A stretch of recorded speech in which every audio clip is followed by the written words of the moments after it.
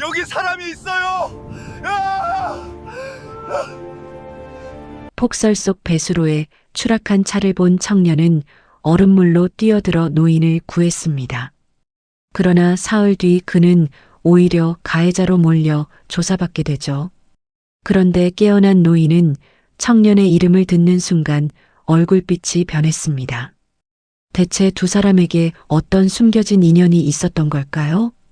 사연 들으시기 전 구독, 좋아요 한번 눌러주시면 듣고 계신 그곳에 평안한 하루와 따뜻한 건강이 함께하길 바라겠습니다.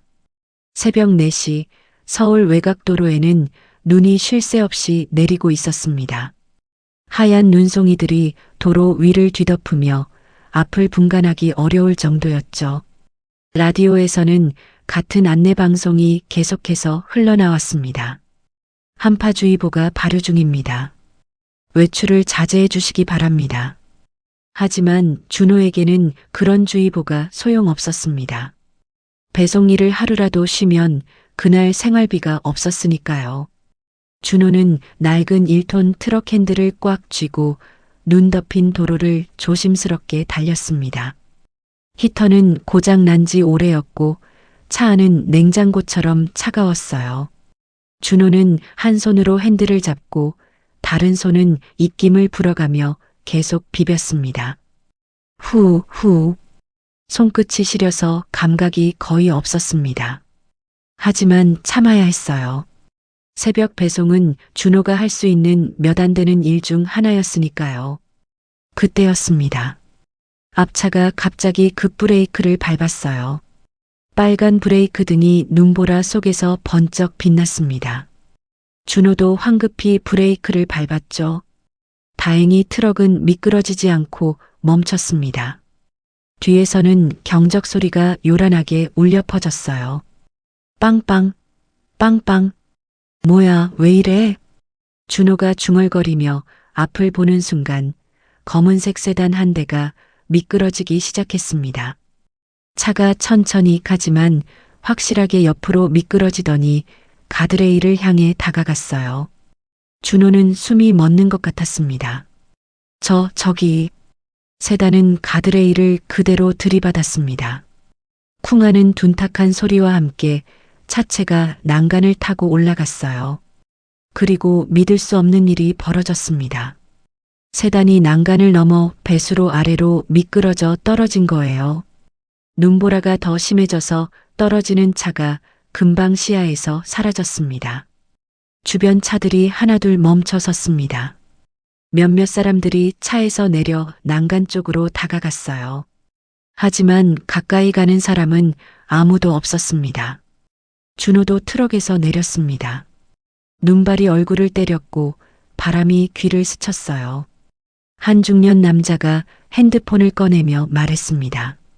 구급차 불렀어요. 우리는 위험하니까 그냥 기다려요. 옆에 서 있던 여자가 고개를 끄덕이며 동의했어요. 맞아요. 괜히 우리가 다칠 수도 있잖아요. 보험 처리도 복잡해지고요. 준호는 그 말들을 듣고 있었지만 발걸음은 이미 난간 쪽으로 향하고 있었습니다. 배수로 아래를 내려다보니 희미하게 비상등이 깜빡이고 있었어요. 빨간 불빛이 눈 속에서 간신히 보였습니다. 준호의 가슴이 두근거렸죠. 저 안에 사람이 있어. 준호는 더 이상 생각하지 않았습니다.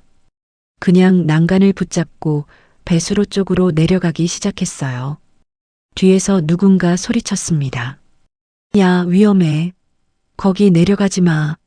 하지만 준호는 이미 내려가고 있었습니다. 경사면이 미끄러워서 중간에 두어 번 미끄러졌어요. 무릎이 땅에 부딪히고 손바닥에 차가운 눈이 파고들었습니다. 하지만 멈출 수 없었죠. 배수로 바닥에 도착했을 때 준호는 숨을 크게 들이마셨습니다. 물이 반쯤 얼어 있었고 그 위로 차가운 물이 흐르고 있었어요. 물은 허벅지까지 차올랐습니다. 순간 온몸이 얼어붙는 것 같았어요. 차가워. 이를 악물고 준호는 세단 쪽으로 걸어갔습니다. 세단은 배수로 벽에 기대어 기울어져 있었어요. 운전석 쪽 문이 찌그러져 있었습니다. 준호가 손잡이를 잡아당겼지만 문은 꿈쩍도 하지 않았어요. 문이 안 열려. 준호는 주변을 둘러봤습니다. 주먹만 한 돌멩이가 물속에 있었어요. 준호는 그 돌을 집어들고 운전석 유리창을 힘껏 내리쳤습니다. 탕! 유리가 깨지면서 날카로운 소리가 났습니다. 유리 파편들이 사방으로 튀었고 준호의 손등에도 파편이 박혔어요. 따뜻한 피가 손등을 타고 흘러내렸습니다. 하지만 아픔을 느낄 겨를이 없었죠. 준호는 깨진 창문 사이로 손을 집어넣어 안쪽 잠금 장치를 찾았습니다. 손가락이 떨려서 잘 잡히지 않았어요. 겨우 잠금 장치를 열고 문을 바깥쪽으로 잡아당겼습니다. 문이 삐걱거리며 조금씩 열렸죠. 운전석에는 60대 후반으로 보이는 남자가 앉아 있었습니다. 머리는 핸들에 기대어 있었고 눈을 감고 있었어요. 숨을 쉬는지 확인하기 위해 준호는 남자의 코앞에 손을 가져다 댔습니다. 희미하게 숨결이 느껴졌죠. 살아계세요. 아직 살아계셔. 준호는 안도의 한숨을 내쉬었습니다. 뒷좌석을 보니 서류 가방과 코트, 그리고 작은 금색 조각들이 어지럽게 흩어져 있었어요. 하지만 지금은 그런 것들을 살펴볼 시간이 없었습니다. 준호는 남자의 안전벨트를 풀고 조심스럽게 팔을 남자의 겨드랑이 아래로 집어넣었습니다. 그리고 힘껏 끌어당겼어요. 남자가 천천히 차 밖으로 나왔습니다. 준호는 허리에 힘을 주고 남자를 업었죠. 으윽!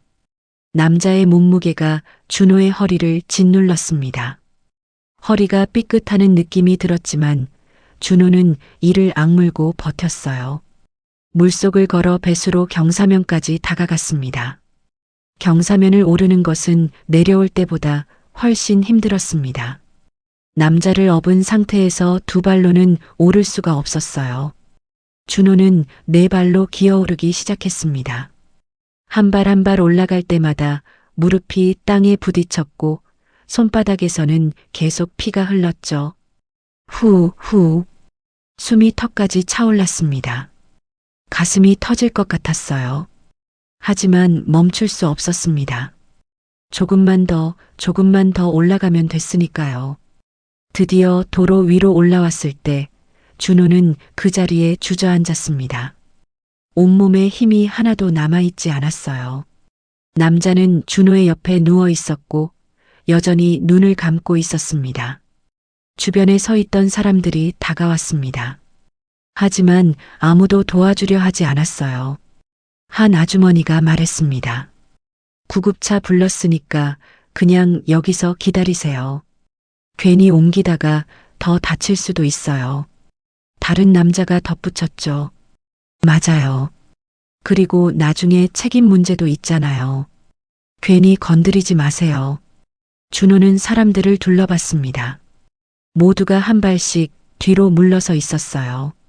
아무도 준호와 눈을 마주치려 하지 않았습니다.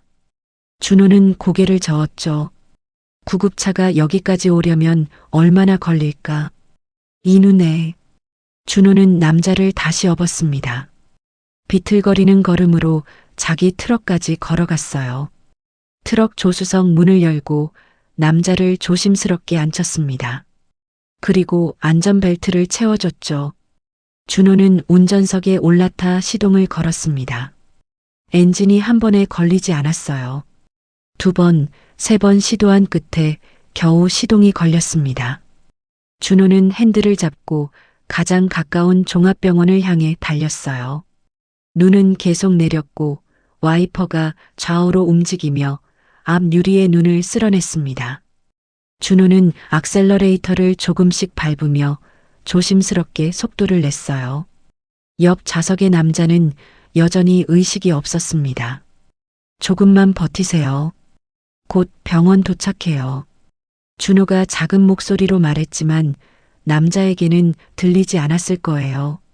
준호는 그저 자신을 다독이기 위해 중얼거린 것뿐이었습니다. 한참을 달려 병원 응급실 입구에 도착했습니다. 준호는 차를 세우고 뛰어내려 응급실 문을 밀었어요.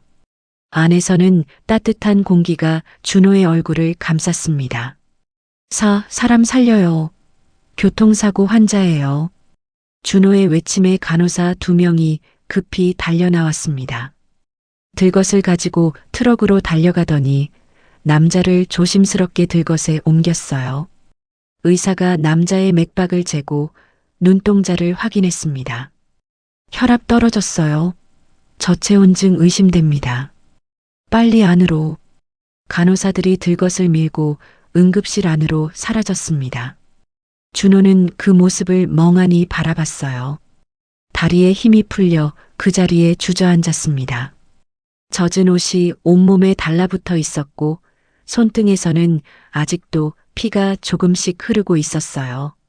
준호는 손등을 보다가 바닥에 뭔가 떨어진 것을 발견했습니다. 작은 금색 조각이었죠.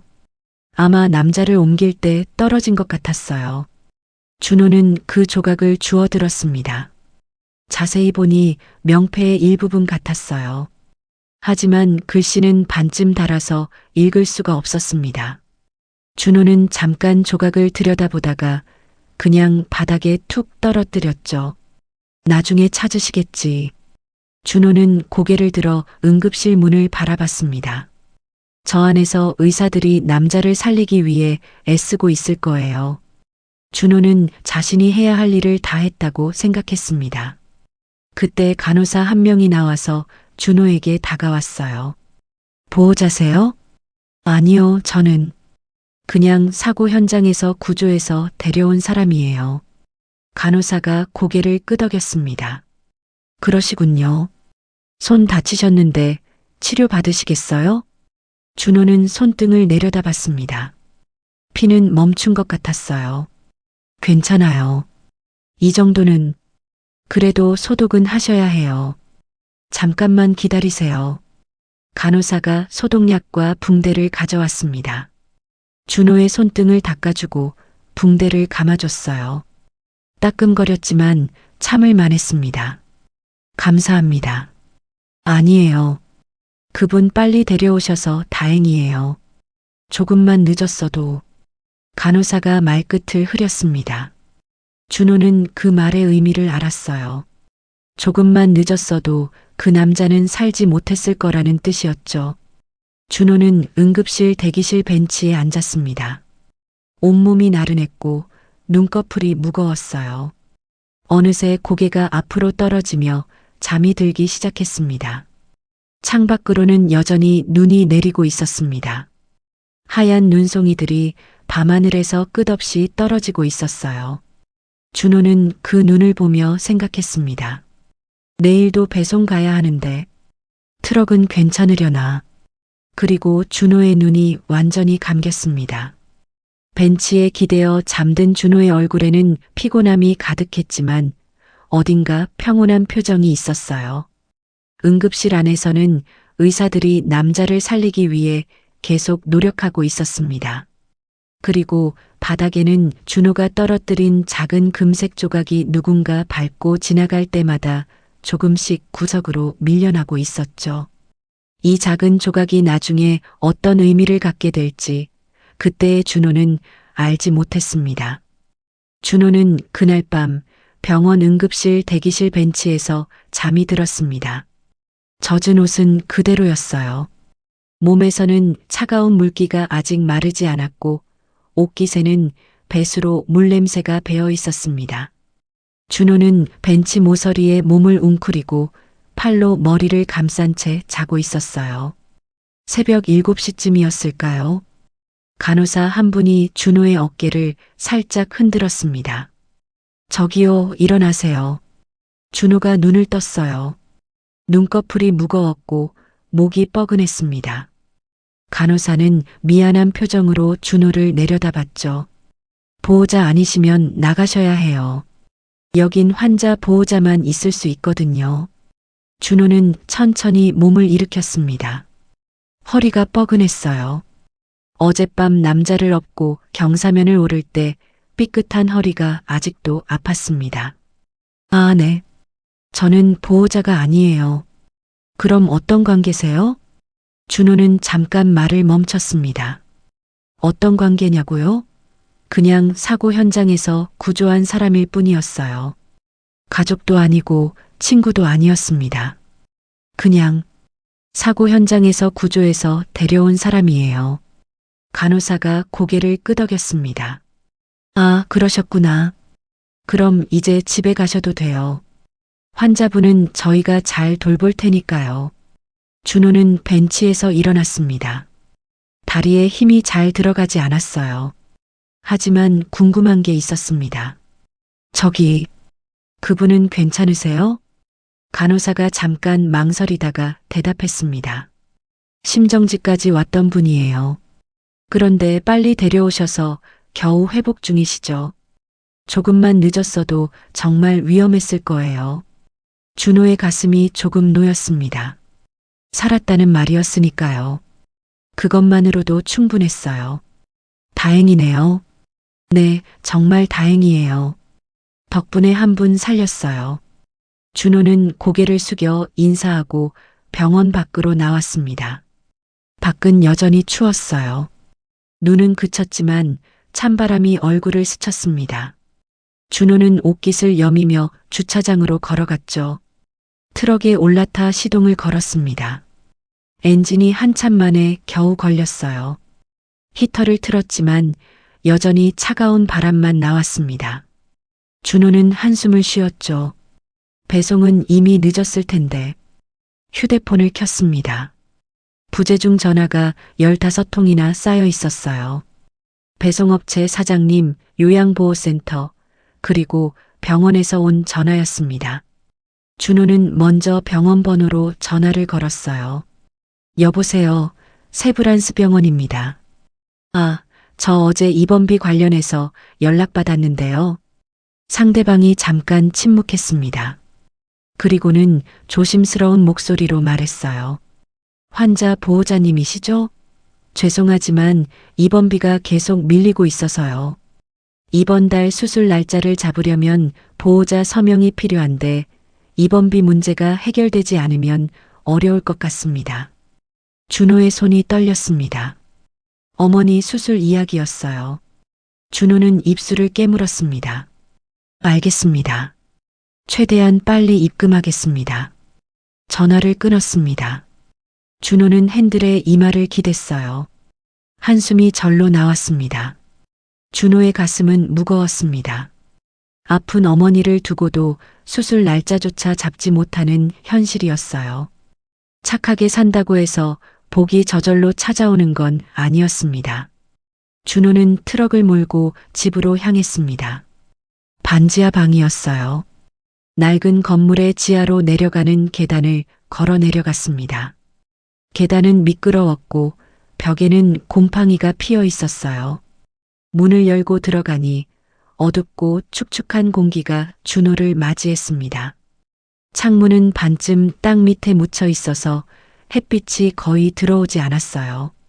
방 한쪽 구석에는 전기장판이 깔려 있었고 그 위에 어머니가 누워 계셨습니다. 준호야, 왔니? 어머니의 목소리는 약했습니다. 기침이 섞여 있었어요. 준호는 어머니 곁으로 다가가 손을 잡았습니다. 네, 엄마. 배송하고 왔어요. 또 밤샘했구나. 얼굴이 왜 이렇게 파리하니? 준호는 웃어 보였습니다. 하지만 억지 웃음이었어요. 어머니는 아들의 얼굴을 보며 눈물을 글썽였습니다. 엄마가 이러지 않으면 내가 이렇게 고생 안 해도 될 텐데. 엄마, 그런 말씀하지 마세요. 저 괜찮아요. 하지만 괜찮지 않았습니다. 준호는 하루에 2가지 일을 했어요. 아침에는 요양보호센터에서 노인들을 돌보고 밤에는 배송 트럭을 몰았습니다. 잠은 하루에 4-5시간밖에 자지 못했어요. 휴대폰이 다시 울렸습니다. 준호는 화면을 봤어요. 병원에서 또 전화가 온 거였습니다. 준호는 휴대폰을 꺼버렸죠. 꺼봤자 없어지는 돈이 아니라서. 준호는 작게 중얼거렸습니다. 어머니는 듣지 못했어요. 준호는 다시 휴대폰을 켰습니다. 전화를 안 받아도 빚은 그대로였으니까요. 이렇게 힘들 때면 준호의 머릿속에는 언제나 아버지 생각이 났습니다. 눈 오는 밤이었어요. 준호가 중학생이었을 때였습니다. 아버지는 택시 기사셨어요. 낡은 택시 안에서 아버지와 준호는 나란히 앉아 있었습니다.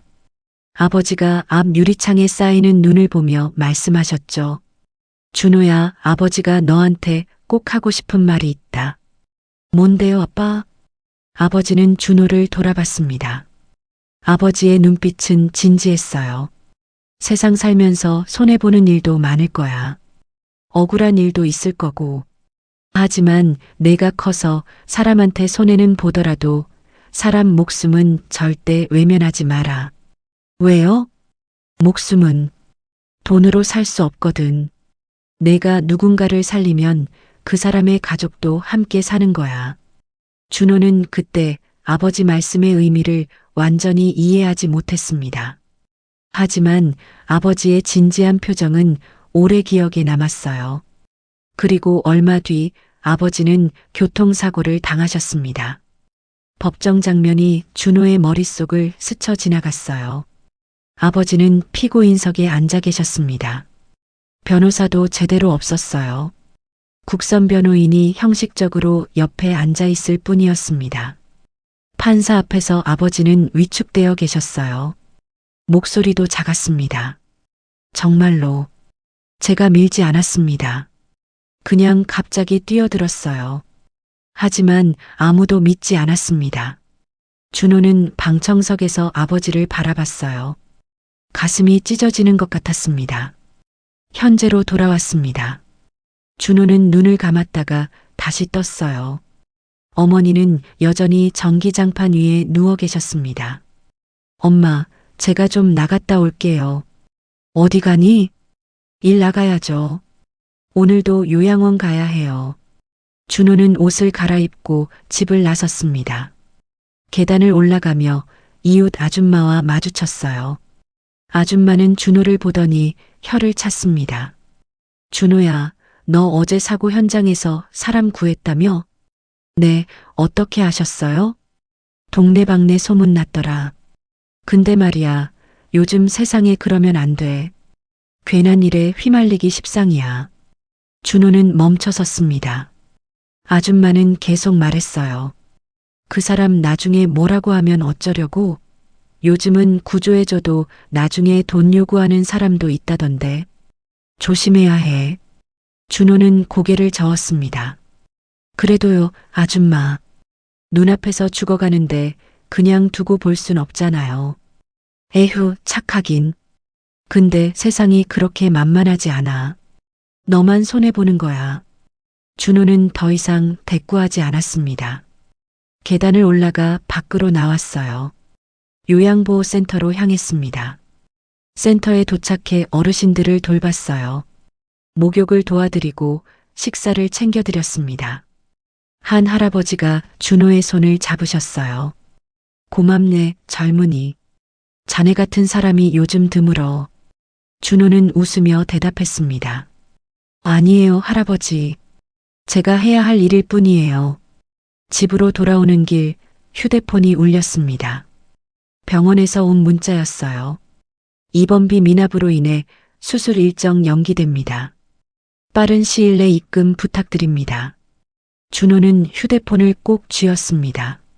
손에 힘이 들어가 관절이 하얗게 변했어요. 착하게 산다는 게 왜 이렇게 힘들까요? 누군가를 살린 것이 죄가 되는 세상이라니요. 하지만 준호는 후회하지 않았습니다. 아버지께서 가르쳐 주신 그 가르침을 잊지 않았으니까요. 준호는 밤이 되자 다시 배송 트럭에 올랐습니다. 허리는 아직도 아팠지만 일을 쉴 수 없었어요. 어머니 병원비를 벌어야 했으니까요. 트럭을 몰며 준호는 생각했습니다. 아버지가 하셨던 말씀을요. 사람 목숨은 절대 외면하지 말라고 하셨던 그 말씀을요. 아버지, 제가 잘한 거 맞죠? 준호는 혼자 중얼거렸습니다. 대답은 없었어요. 그저 어두운 도로와 트럭 엔진 소리만 들렸을 뿐입니다. 하지만 준호는 알고 있었습니다. 자신이 한 일이 옳았다는 걸요. 비록 지금은 힘들어도 언젠가는 빛을 볼 거라는 걸요. 그렇게 긴 밤이 지나갔습니다.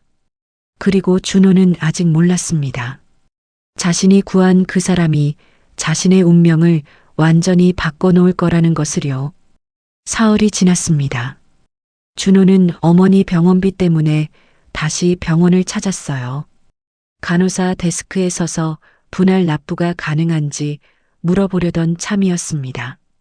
저기요, 혹시 입원비 분할 납부가... 말을 마치기도 전에 간호사가 준호를 힐끗 쳐다봤어요. 그 눈빛이 묘했습니다. 동정인지 의심인지 알 수 없는 표정이었죠. 잠깐만요. 간호사가 다른 직원과 뭔가 속삭이는 게 보였습니다. 준호는 불안한 마음에 주변을 둘러봤어요. 복도 저편에서 한 남자가 이쪽으로 걸어오고 있었습니다. 정장을 입은 40대 중반의 남자였어요. 손에는 서류 가방을 들고 있었습니다. 준호 씨 맞으시죠? 네, 그런데 누구시죠? 남자는 명함을 꺼내 건넸습니다. 명함에는 대한보험 사고조사팀이라고 적혀 있었어요. 저는 보험조사관입니다.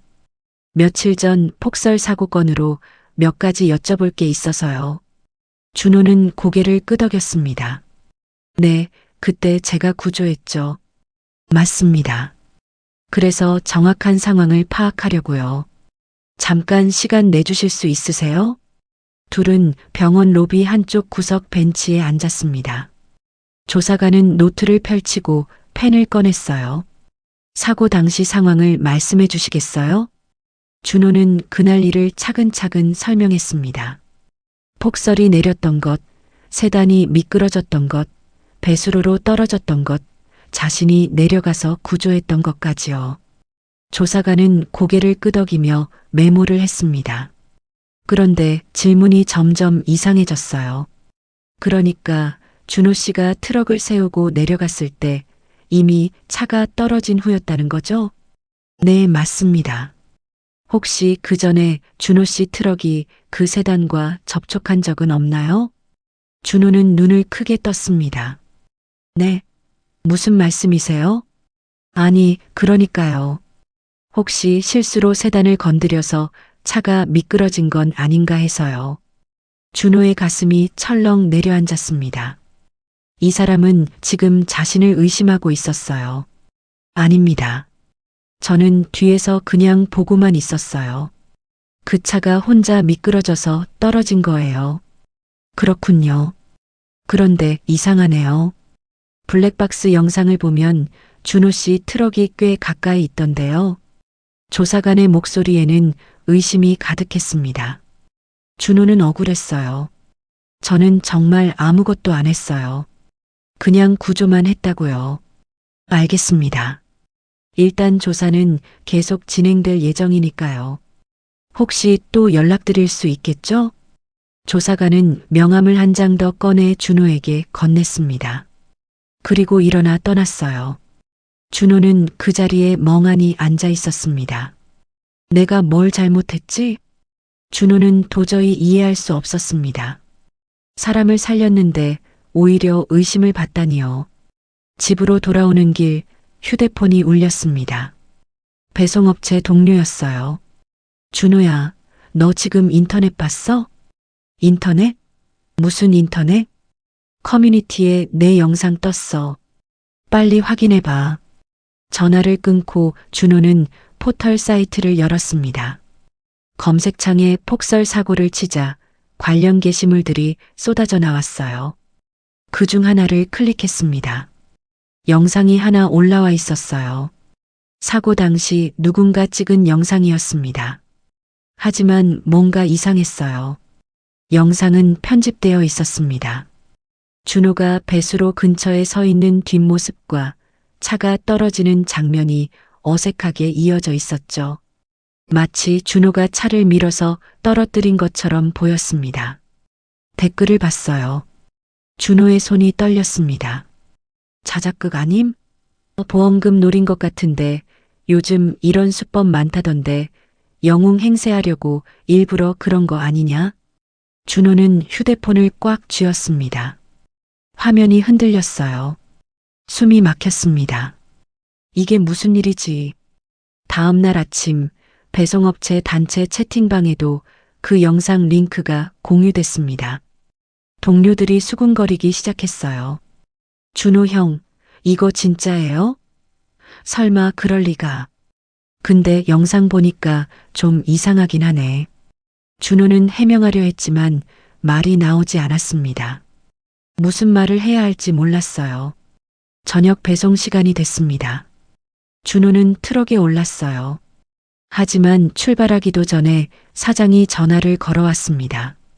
준호 씨, 잠깐 사무실로 와주시겠어요? 사무실에 들어서자 사장의 표정이 심각했습니다. 앉아요. 준호는 의자에 앉았습니다. 사장은 한숨을 쉬었어요. 준호 씨, 요즘 인터넷에서 난리더라고요. 우리 회사 이름까지 같이 까이는 거 알죠? 사장님, 그건 오해예요. 저는 정말 알아. 근데 말이죠. 회사 이미지가 있잖아요. 고객들이 불안해하면 안 되거든요. 준호의 가슴이 쿵 내려앉았습니다. 무슨 말이 나올지 알 것 같았어요. 그러니까 이번 주는 좀 쉬어요. 일단 상황 정리될 때까지요. 사장님, 미안해요. 나도 어쩔 수 없어요. 준호는 아무 말도 할 수 없었습니다. 고개만 끄덕이고 사무실을 나왔어요. 사실상 해고였습니다. 요양보호센터에서도 연락이 왔습니다. 원장님의 목소리는 조심스러웠어요. 준호 씨, 죄송한데요. 박할머니 댁에서 다음 주부터는 다른 분으로 바꿔달라고 하시네요. 왜요? 글쎄요. 인터넷에서 뭘 보셨나 봐요. 보호자분이 좀 불안해하시더라고요. 준호는 입술을 깨물었습니다. 알겠습니다. 전화를 끊고 나니 눈앞이 캄캄했습니다. 배송일도 요양보호일도 모두 잃게 된 거였어요. 그날 저녁 경찰서에서 전화가 왔습니다. 준호 씨, 참고인 조사건으로 다시 한번 나와주셔야 할 것 같습니다. 네, 알겠습니다. 그리고요, 혹시 모르니까 말씀드리는데요. 다음에는 피의자 신분으로 진술받을 수도 있습니다. 피의자라는 말에 준호는 말문이 막혔습니다. 제가 피의자요? 아직 확정된 건 아니에요. 그냥 조사 과정에서 필요할 수도 있다는 거죠. 전화를 끊고 나서 준호는 그 자리에 주저앉았습니다. 다리에 힘이 풀렸어요. 사람을 살렸는데 오히려 범죄자 취급을 받게 된 겁니다. 이게 대체 무슨 일인가요? 집으로 돌아가는 길, 이웃 아저씨가 준호를 불렀습니다. 야, 준호야. 아저씨는 휴대폰 화면을 준호에게 들이밀었어요. 이거 너 맞지? 인터넷에 떴던데? 화면에는 그 왜곡된 영상이 재생되고 있었습니다. 준호는 고개를 돌렸어요. 그건 편집된 거예요. 사실이 아니에요. 그래. 근데 사람들이 다 의심하던데? 아저씨의 말투에는 의심이 섞여 있었습니다. 준호는 더 이상 설명하지 않았어요. 무슨 말을 해도 소용없을 것 같았으니까요. 반지하 방으로 내려왔습니다. 어머니는 여전히 전기장판 위에 누워 계셨어요. 준호야, 왔니? 네, 엄마. 준호는 억지로 웃어 보였습니다. 어머니에게는 이 일을 말할 수 없었어요. 오늘은 일 어땠어? 괜찮았어요. 요즘은 일이 좀 많아서 바빠요. 거짓말이었습니다. 하지만 어머니를 걱정시킬 수 없었죠. 밤이 되었습니다. 준호는 침대에 누워 천장을 바라봤어요. 잠이 오지 않았습니다. 휴대폰을 켜서 다시 그 게시물을 봤습니다. 댓글은 계속 늘어나고 있었어요. 대부분이 준호를 의심하는 내용이었습니다. 정의는 어디 갔나 착한 척하는 사람이 제일 무섭다. 경찰은 뭐 하나? 준호는 휴대폰을 던져버리고 싶었습니다. 하지만 그럴 수도 없었어요. 어머니 병원에서 연락이 올 수도 있으니까요. 새벽 3시 준호는 여전히 잠을 이루지 못하고 있었습니다. 머릿속에서는 온갖 생각이 꼬리를 물었어요. 내가 잘못한 건가? 그냥 지나쳤어야 했나? 아버지 말씀을 따른 게 잘못이었나? 하지만 곧 고개를 저었습니다. 아니에요. 자신은 잘못한 게 없었어요.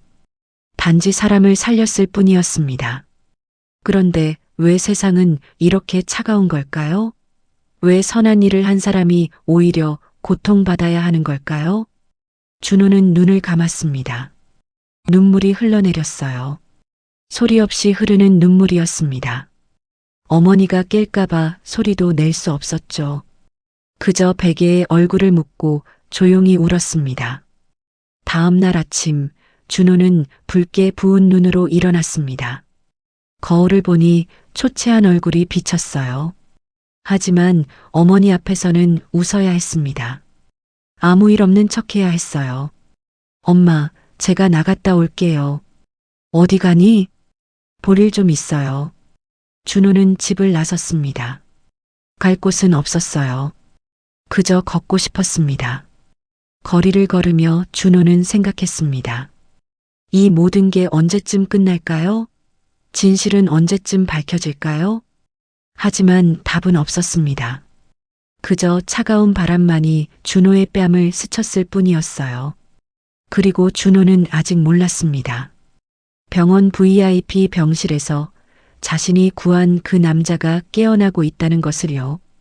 그리고 그 남자가 준호의 운명을 바꿀 열쇠를 쥐고 있다는 것을요.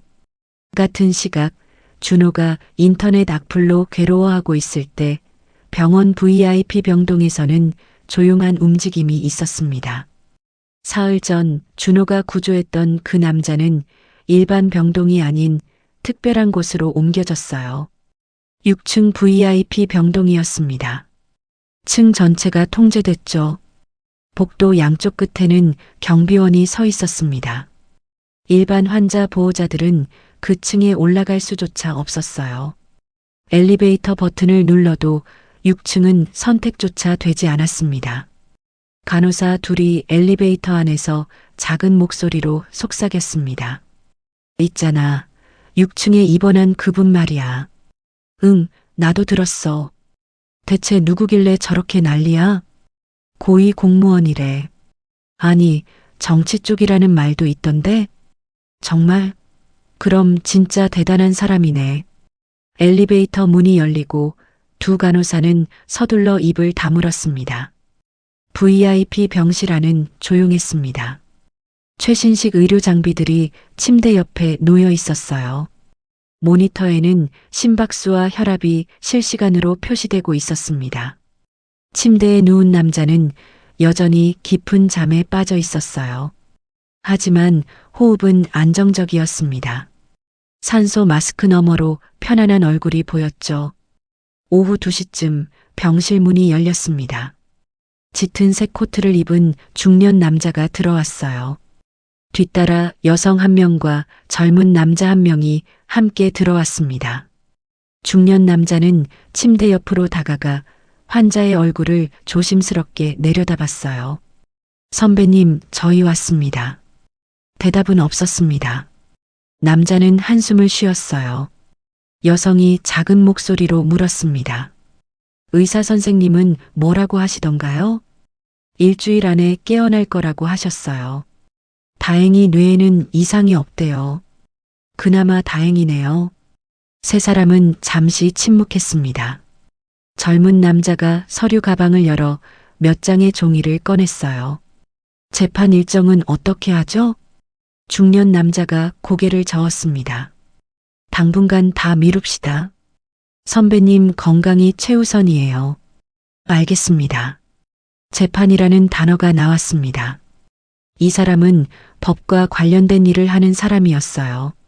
그것도 단순한 변호사가 아니라 재판 일정을 좌우할 수 있는 위치에 있는 사람이었습니다. 세 사람이 나가고 병실은 다시 고요해졌습니다. 저녁 6시 침대 위에 남자 손가락이 미세하게 떨렸습니다. 눈꺼풀도 살짝 움직였어요. 의식이 돌아오려는 신호였죠. 하지만 완전히 깨어나지는 못했습니다. 다시 깊은 잠으로 빠져들었어요. 그 짧은 순간 남자의 머릿속에는 흐릿한 이미지가 스쳐 지나갔습니다. 눈이 내리는 밤이었어요. 아주 오래전 일이었습니다. 까만 도로, 미끄러지는 차, 차가운 물속, 그리고 누군가의 손이 자신을 끌어내는 장면이었죠. 택시 아니었을까요? 낡은 택시 안에서 누군가 자신을 안고 있었어요. 괜찮으세요? 조금만 참으세요. 라는 목소리가 들렸습니다. 하지만 기억은 거기서 끊겼습니다. 남자는 다시 깊은 어둠 속으로 빠져들었어요. 다음 날 아침 비서실 직원이 병실을 찾아왔습니다. 손에는 서류 봉투를 들고 있었어요. 책상 위에 앉아 차량 파손 처리 서류를 정리하기 시작했습니다. 보험사에서 보내온 현장 사진들도 함께 있었죠. 사진을 하나하나 넘기다가 직원의 손이 멈췄습니다. 뭔가 이상했어요. 차 안에 있어야 할 물건들이 사진에 다 나와 있지 않았습니다. 서류 가방, 코트, 그리고 명패였죠. 금색 명패는 이 남자가 항상 가슴에 달고 다니던 것이었어요. 법정에 설 때도 회의에 갈 때도 항상 달고 다녔습니다. 하지만 사진 어디에도 명패가 보이지 않았어요. 직원은 보험조사관에게 전화를 걸었습니다. 여보세요. 현장에서 명패를 못 찾으셨나요? 명패요? 아, 금색 조각 같은 거 말씀이신가요? 그건 병원 응급실에서 발견됐다고 들었습니다. 병원이요? 네, 환자분을 데려온 청년이 떨어뜨린 것 같더라고요. 직원은 전화를 끊고 생각에 잠겼습니다. 청년이라면 구조한 그 사람을 말하는 걸까요? 조금 후 직원은 병원 응급실로 내려갔습니다. 간호사에게 사정을 설명하고 잃어버린 물건 보관함을 확인했어요. 거기에 작은 비닐봉투가 하나 있었습니다. 안에는 금색 명패 조각이 들어 있었죠. 먼지와 긁힌 자국이 있었지만 분명히 그것이었습니다. 직원은 명패를 가지고 병실로 돌아왔습니다. 책상 위에 명패를 올려놓고 한참 바라봤어요. 그 청년이 정말 선배님을 구한 거구나. 그때 보험조사관에게서 전화가 왔습니다. 안녕하세요. 사고 조사 건으로 말씀드릴 게 있어서요. 네, 말씀하세요. 그 청년이요. 구조한 건 맞긴 한데 현장 상황이 좀 애매해요. 현장 훼손도 심하고요. 직원은 눈썹을 찌푸렸습니다. 무슨 말씀이세요? 그 청년이 구조하지 않았으면 큰일 날 뻔했다고 들었는데요. 그건 그렇죠. 하지만 저희도 절차가 있어서요. 정확한 조사가 필요합니다. 전화를 끊고 나서 직원은 불편한 마음이 들었습니다. 뭔가 석연치 않았어요. 같은 시각 준호는 어머니 병원비 때문에 다시 병원을 찾았습니다. 간호사 데스크에서 분할 납부 상담을 하고 있었어요. 하지만 대답은 차갑했습니다. 죄송하지만 이미 3달이나 밀린 상태라서요. 더 이상은 어렵습니다. 준호는 고개를 숙였습니다. 알겠습니다. 최대한 빨리. 말을 마치지 못하고 준호는 복도를 걸어 나왔어요. 마음이 무거웠습니다. 엘리베이터를 기다리다가 준호는 복도 끝에 안내판을 봤습니다. 6층 VIP 병동이라고 적혀 있었어요. 문득 궁금증이 들었습니다. 자신이 구조한 그 사람이 VIP 병동에 있다고 들었던 게 생각났죠. 엘리베이터를 타고 6층으로 올라갔습니다. 문이 열리자 준호는 깜짝 놀랐어요. 복도 입구에 경비원 2명이 서 있었습니다. 양복을 입고 무전기를 차고 있었죠. 마치 중요한 장소를 지키는 것 같았어요. 준호가 복도 쪽으로 걸어가자 경비원 하나가 손을 들어 막았습니다. 일반 보호자는 출입이 안 됩니다. 아, 저는 그냥 관계자 외 출입 금지입니다. 돌아가세요. 경비원의 목소리는 단호했습니다. 준호는 물러설 수밖에 없었어요. 엘리베이터로 돌아오면서 준호는 생각했습니다. 저 안에 누가 있길래 저렇게까지 하는 걸까요? 자신이 구조한 사람이 단순한 노인이 아니라는 건 알겠는데 대체 어떤 사람인지 궁금했습니다. 1층으로 내려왔습니다. 로비 한쪽에 큰 TV가 걸려 있었어요. 뉴스가 나오고 있었습니다. 준호는 TV 앞을 지나치려다가 발걸음을 멈췄어요. 화면에 자신의 모습이 나오고 있었거든요. 폭설 속 차량 추락 사고와 관련하여 온라인에서는 구조자에 대한 논란이 확산되고 있습니다. 리포터의 목소리가 흘러나왔습니다. 화면에는 왜곡된 영상이 다시 재생되고 있었어요. 준호는 그 자리에 얼어붙었습니다. TV 앞에 서서 화면을 바라봤죠. 일부 네티즌들은 구조 과정에 의문을 제기하고 있으며 경찰은 정확한 조사를 진행 중이라고 밝혔습니다. 준호의 가슴이 무너져 내렸습니다. 이제 뉴스에까지 나왔어요. 자신이 모르는 사이 사건이 이렇게 커진 겁니다. 병원을 나와 주차장으로 걸어갔습니다. 트럭에 올라타 시동을 걸었지만 출발하지 못했어요. 그저 핸들을 붙잡고 앉아 있었습니다. 도대체 나한테 왜 이러는 거지? 준호는 눈을 감았습니다. 숨을 깊이 들이마셨어요. 진정하려고 애썼지만 마음은 진정되지 않았습니다. 그때였습니다. 누군가 트럭 창문을 두드렸어요. 준호가 고개를 돌리자 병원 보안 요원이 서 있었습니다. 여기 주차는 30분까지만 가능합니다. 아, 네. 죄송합니다. 준호는 시동을 걸고 주차장을 빠져나왔습니다. 그 시각 VIP 병실에서는 또 다른 일이 벌어지고 있었습니다. 침대 위의 남자가 다시 손을 움직였어요. 이번에는 조금 더 확실하게 움직였습니다. 눈꺼풀이 떨렸고 입술도 살짝 벌어졌어요. 뭔가 말을 하려는 것 같았습니다. 택시, 눈, 도랑, 희미한 목소리였습니다. 마치 꿈속에서 말하는 것 같았어요. 간호사가 급히 의사를 불렀습니다. 의사가 달려와 환자 상태를 확인했어요. 의식이 돌아오고 있습니다. 곧 깨어날 것 같네요. 비서실 직원에게 연락이 갔습니다. 직원은 서둘러 병실로 달려왔어요. 침대 옆에 앉아 남자의 손을 잡았습니다. 남자의 눈이 천천히 떠졌어요.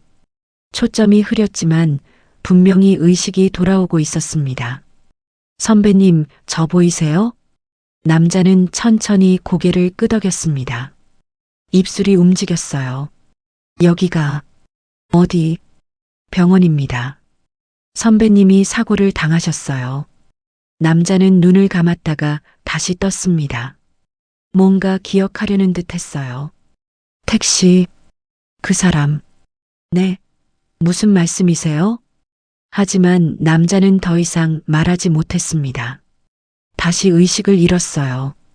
의사가 급히 검사를 했습니다. 괜찮습니다. 간헐적으로 의식이 돌아오는 거예요. 곧 완전히 깨어날 겁니다. 직원은 안도의 한숨을 쉬었습니다.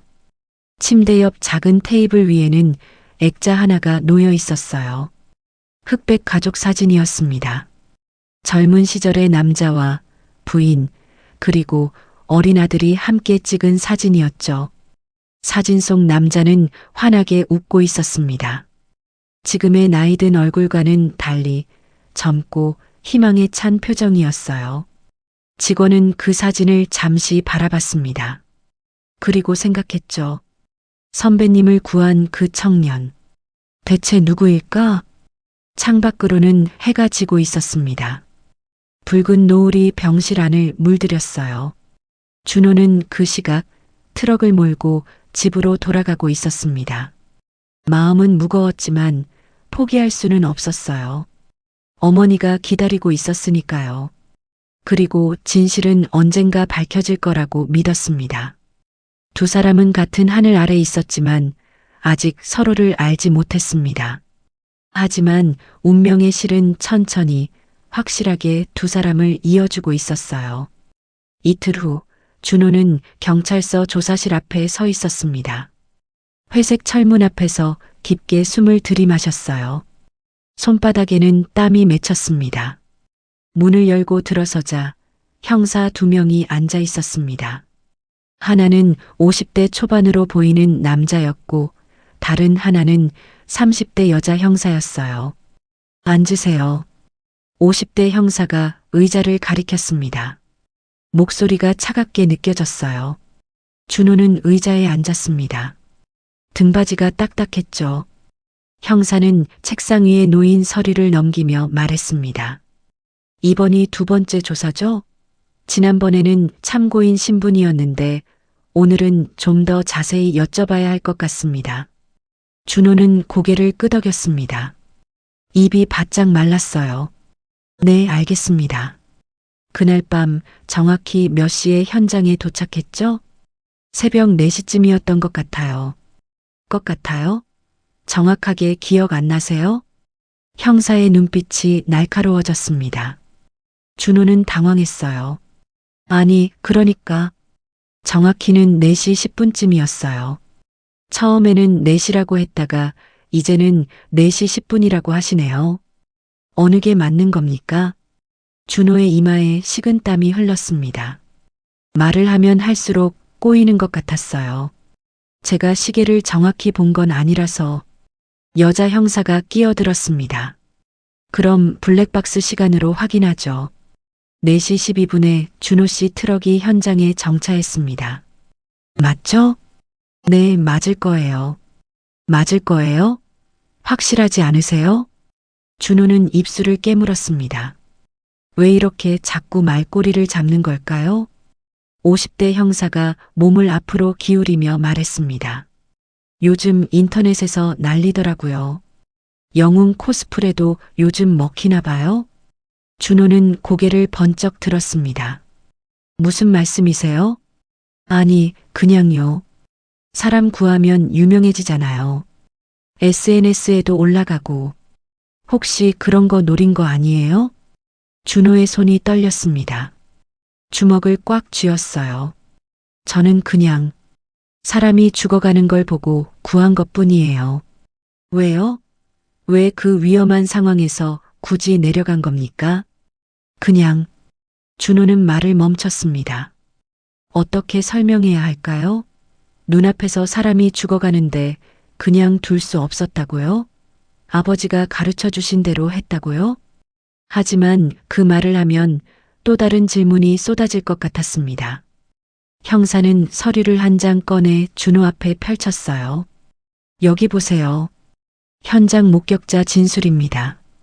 한 분은 이렇게 말씀하셨어요. 그 청년이 차에 가까이 다가가는 걸 봤다고요. 가까이 다가간 게 아니라 구조하려고 내려간 거예요. 그걸 어떻게 증명하죠? 준호는 아무 말도 할 수 없었습니다. 증명이라니요. 어떻게 증명한다는 말인가요? 그때 준호의 머릿속에 오래된 기억이 떠올랐습니다. 법정이었어요. 나무로 된 방청석, 높은 곳에 앉아 있는 판사, 그리고 피고인석에 앉아 있는 아버지의 뒷모습이었습니다. 준호는 그때 중학생이었어요.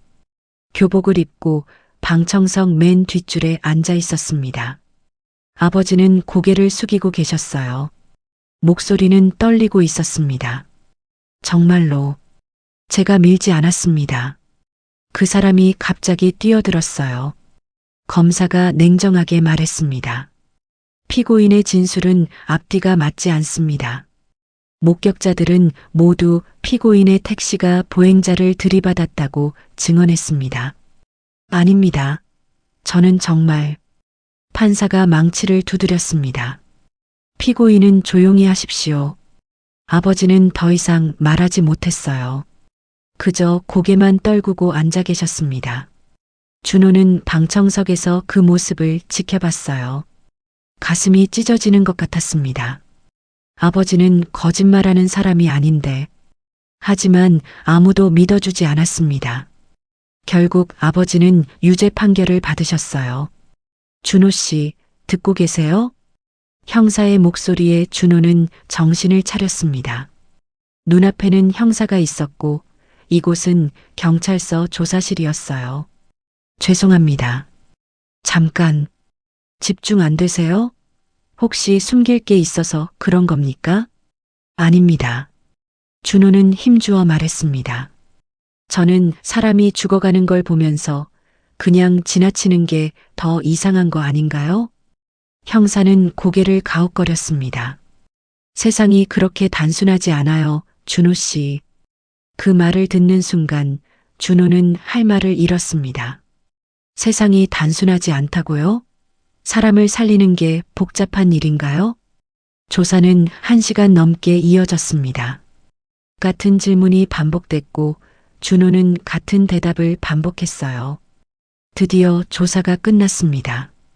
형사가 말했습니다. 오늘은 이만 가보세요. 필요하면 다시 연락드리겠습니다. 준호는 의자에서 일어났습니다. 다리가 후들거렸어요. 조사실을 나와 복도를 걸었습니다. 경찰서 밖으로 나오니 차가운 바람이 얼굴을 때렸습니다. 준호는 그 자리에 서서 하늘을 올려다봤어요. 아버지도 이런 기분이었을까? 진실을 말하는데 아무도 믿어주지 않는 그 답답함이요. 억울한데 증명할 방법이 없는 그 무력함이요. 준호는 천천히 걸어 나왔습니다. 휴대폰을 꺼내 인터넷을 켰어요. 새로운 기사가 하나 올라와 있었습니다. 폭설 추락사고, 구조자 진술 엇갈려. 보험사 추가 조사 필요. 준호는 휴대폰을 꺼버렸습니다. 더 이상 보고 싶지 않았어요. 그 시각 병원 VIP 병실에서는 다른 일이 벌어지고 있었습니다. 비서실 직원은 책상 앞에 앉아 노트북을 켜고 있었어요. 법원 내부 전산망에 접속했습니다. 검색창에 이름을 입력했어요. 준호 아버지의 이름이었습니다. 잠시 후 화면에 검색 결과가 떴습니다. 15년 전 교통사고 재판 기록이었어요. 직원은 기록을 하나하나 읽어내려갔습니다. 눈썹이 점점 찌푸려졌어요. 택시기사, 보행자 사망사고, 금고 2년, 그리고 맨 아래에 사망신고 기록이 있었습니다. 판결 후 1년 뒤에 사망했다고 적혀 있었어요. 직원은 화면을 멍하니 바라봤습니다. 그리고 다시 준호의 이름을 검색했어요. 아들이구나. 직원은 노트북을 닫고 생각에 잠겼습니다. 구조한 청년이 그 택시 기사의 아들이라니요. 그때 병실 문이 열렸습니다. 짙은 색 양복을 입은 남자가 들어왔어요. 60대 초반으로 보이는 판사였습니다. 안녕하십니까? 직원이 일어나 인사했습니다. 판사는 고개를 끄덕이고 침대 쪽으로 다가갔어요. 침대에는 여전히 남자가 누워 있었습니다. 하지만 호흡은 안정적이었고 얼굴에 혈색이 조금 돌아온 것 같았어요. 판사는 침대 옆 의자에 앉았습니다. 남자의 손을 조심스럽게 잡았어요.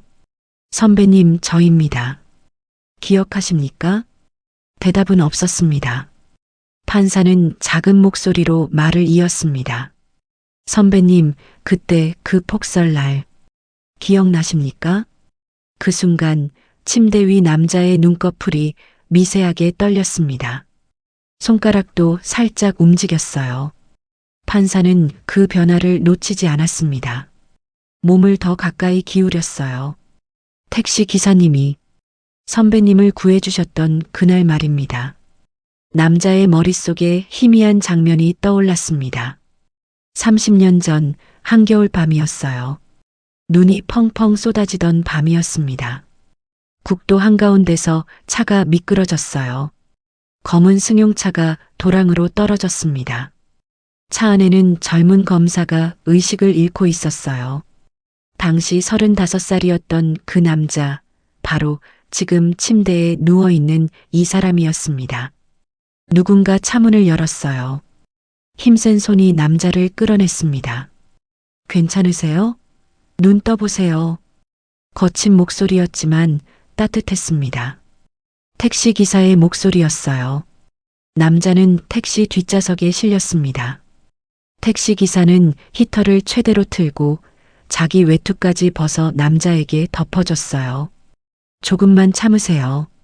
곧 병원 도착합니다. 그 목소리를 들으며 남자는 다시 의식을 잃었습니다. 다음에 눈을 떴을 때는 병원이었어요. 의사가 말했습니다. 10분만 늦었어도 위험했습니다. 택시 기사분이 빨리 데려오셔서 살았어요. 남자는 택시 기사를 찾았습니다. 하지만 그는 이미 떠난 후였어요. 이름도 연락처도 남기지 않았습니다. 그 후로 30년이 흘렀습니다. 남자는 그 일을 잊고 살았어요. 아니, 잊었다기보다는 바쁜 일상 속에 묻혀버렸다고 하는 게 맞을 겁니다. 검사에서 판사가 됐고 지방법원에서 고등법원으로 올라갔습니다. 이제는 서울고등법원장이 됐어요. 하지만 은인의 얼굴은 기억나지 않았습니다. 그저 눈 내리던 밤과 따뜻한 손길과 거친 목소리만 희미하게 남아 있었죠. 침대 위에 남자 눈에서 눈물 한 방울이 흘러내렸습니다. 판사는 그것을 보고 놀랐어요. 선배님? 하지만 남자는 다시 깊은 잠에 빠져들었습니다. 판사는 조용히 일어나 병실을 나갔어요. 같은 시각 준호는 집으로 돌아왔습니다. 반지하 방 계단을 내려가며 어머니에게 뭐라고 말해야 할지 고민했어요. 문을 열고 들어서자 어머니가 전기장판 위에 앉아 계셨습니다. 오늘은 상태가 좀 나아 보였어요. 준호야, 왔니? 네, 엄마. 준호는 어머니 옆에 앉았습니다. 한참 말없이 앉아 있다가 조심스럽게 입을 열었어요. 엄마, 아버지 재판 이야기 기억나세요? 어머니의 손이 멈췄습니다. 천천히 준호를 돌아봤어요. 왜 갑자기 그 이야기를? 그냥 문득 생각나서요. 그때 아버지가 진짜로 밀지 않았다는 거. 저만 그렇게 믿는 건 아니겠죠? 어머니는 한참 말이 없었습니다. 그러다가 천천히 고개를 끄덕였어요. 내 아버지는 사람을 살리던 사람이었단다. 네. 어느 날 밤이었어. 폭설이 내리던 날이었지. 아버지가 늦게 들어오셨는데 옷이 다 젖어 있더구나. 어머니의 목소리가 떨렸습니다. 물어봤더니 도랑에 빠진 사람을 구했다고 하시더구나. 병원까지 데려다 줬다고. 그것도 돈 한 푼 안 받고. 준호는 조용히 들었습니다. 그런 사람이 어떻게 남을 밀었겠니? 내 아버지는 남 탓 안 하고 가셨어. 억울해도 참고 가셨단다. 어머니의 눈에서 눈물이 흘러내렸습니다. 준호도 눈시울이 뜨거워졌어요. 엄마, 준호야, 내가 사람 구한 거 엄마는 안다. 아버지처럼. 넌 아버지 닮았어. 준호는 어머니를 껴안았습니다. 두 사람은 한참을 그렇게 있었어요. 밖에서는 바람이 불고 있었습니다. 차가운 겨울바람이 창문을 흔들었어요. 하지만 방 안은 따뜻했습니다. 어머니와 아들이 함께 있는 그 작은 공간만큼은요. 그날 밤 준호는 오랜만에 깊은 잠을 잤습니다. 꿈속에서 아버지를 만났어요. 아버지는 웃고 계셨습니다. 잘했다. 준호야라고 말씀하시는 것 같았어요. 그리고 병원 VIP 병실에서도 남자는 꿈을 꾸고 있었습니다. 30년 전 그날 밤의 꿈을요. 사흘이 더 지났습니다. 병원 VIP 병실 안은 여전히 조용했어요.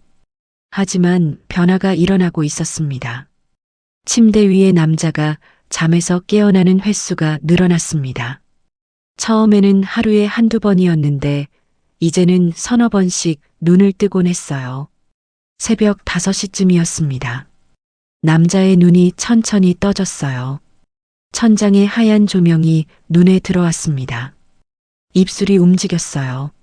목이 마른 듯 했습니다. 옆에서 당직 간호사가 급히 다가왔습니다. 물 한 모금을 먹여줬어요. 남자는 천천히 주변을 둘러봤습니다. 여기가 어디인지 알 것 같았어요. 병원이었습니다. 여기가 병원입니다. 사고를 당하셔서 입원 중이세요. 남자는 고개를 끄덕였습니다. 기억이 조금씩 돌아왔어요. 눈이 내리던 밤, 미끄러지는 차, 차가운 물, 그리고 누군가의 손, 택시. 남자가 작게 중얼거렸습니다. 간호사는 잘 듣지 못했어요. 뭐라고 하셨어요? 하지만 남자는 다시 눈을 감았습니다. 아직 완전히 깨어나기에는 힘이 부족했어요. 오전 10시 비서실 직원이 병실을 찾아왔습니다. 침대 옆에 앉아 남자의 손을 잡았어요. 남자의 눈이 다시 떠졌습니다. 이번에는 좀 더 또렷했어요. 선배님, 저 보이세요? 남자는 천천히 고개를 끄덕였습니다. 초점이 맞았어요. 당신, 누구? 저예요, 김비서입니다. 남자는 잠시 생각하다가 고개를 끄덕였습니다. 기억이 났어요. 아, 김비서. 네, 선배님. 어떠세요? 많이 좋아지셨어요. 남자는 천장을 바라봤습니다. 무언가 생각하는 표정이었어요. 내가 어떻게 여기 사고를 당하셨습니다. 폭설이 내리던 날이었어요. 차가 배수로로 떨어졌고 그 순간 남자의 눈빛이 변했습니다. 기억이 떠오르는 것 같았어요. 눈, 도랑, 차가운 물. 맞습니다. 그런데 선배님, 한 청년이 선배님을 구했습니다. 남자가 비서를 돌아봤습니다. 눈에 궁금증이 가득했어요. 청년? 비서는 조심스럽게 말을 이었습니다. 이번 사고 때 선배님을 업고 뛰었다는 청년이 있습니다. 이름이 박준호라고 합니다. 남자는 그 이름을 듣고 잠시 멈췄습니다. 뭔가 익숙한 느낌이었어요. 박준호. 네, 그런데 선배님. 비서는 말을 잠깐 멈췄습니다. 어떻게 말해야 할지 고민되었어요. 그 청년 아버님 성함이 박철수 씨랍니다. 남자의 눈이 커졌습니다. 온몸에 전기가 흐르는 것 같았어요. 박철수? 그 이름, 기억이 쏟아져 들어왔습니다. 30년 전 눈 내리던 밤, 도랑에 빠진 자신을 구해준 그 택시 기사의 이름이었어요. 남자의 입술이 떨렸습니다. 목소리가 나오지 않았어요. 비서가 물을 한 모금 더 먹여줬습니다. 남자는 천천히 숨을 고르고 말했어요. 그 사람, 나를 살렸던. 네, 맞습니다. 제가 기록을 찾아봤습니다. 30년 전에도 이번에도. 남자는 눈을 감았습니다. 눈물이 흘러내렸어요. 2번이었습니다. 한 가족이 자신의 목숨을 2번이나 살린 겁니다. 그 청년, 지금 어디? 병원에서 돌아가셨습니다. 하지만 선배님, 비서의 목소리가 조심스러워졌습니다. 지금 그 청년이 곤란한 상황에 처해 있습니다. 무슨? 인터넷에 왜곡된 영상이 퍼졌습니다. 구조가 아니라 사고를 일으킨 것처럼 보이는 영상이요. 남자의 얼굴이 굳어졌습니다. 뭐라고?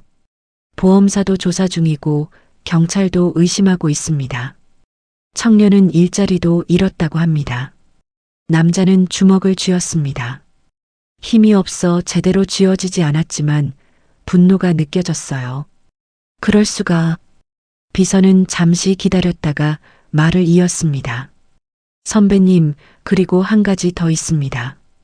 말해. 청년 아버님, 박철수 씨는 15년 전에 돌아가셨습니다. 교통사고 재판 후였습니다. 남자는 눈을 크게 떴습니다. 재판? 네, 보행자 사망사고로 기소되었고 유죄 판결을 받으셨습니다. 하지만 비서가 서류를 꺼내 보여줬습니다. 제가 기록을 확인해 봤는데 당시 재판 과정에 문제가 많았던 것 같습니다. 변호인도 제대로 없었고 증거조사도 부실했습니다. 남자는 서류를 받아들었습니다. 손이 떨렸어요. 은인이 억울하게 죽었다는 말인가요? 자신을 살린 그 사람이. 그때 병실 문이 열렸습니다. 짙은색 양복을 입은 중년 남자가 들어왔어요. 법원 실장이었습니다. 법원장님, 안녕하십니까? 법원장이라는 호칭이 나왔습니다. 이 남자의 정체가 드러나는 순간이었어요. 남자는 서울고등법원장이었습니다. 법조계의 가장 높은 자리 중 하나였죠. 실장, 의식이 돌아오셨다니 정말 다행입니다. 법원 사람들이 모두 걱정하고 있었습니다. 법원장은 고개를 끄덕였습니다. 하지만 마음은 다른 곳에 가 있었어요. 실장이 서류 가방을 열어 서류들을 꺼냈습니다. 밀린 재판 일정들인데요. 당분간 다 연기하기로 했습니다. 그래. 법원장의 목소리는 힘이 없었습니다. 지금은 재판 일정이 중요하지 않았어요. 실장이 나가고 다시 비서와 둘만 남았습니다. 법원장은 천장을 바라보며 오래 생각에 잠겼어요. 30년 전 그날 밤이 계속 떠올랐습니다. 젊은 검사였던 자신, 출장을 마치고 돌아오던 길이었어요. 눈이 너무 많이 내렸습니다.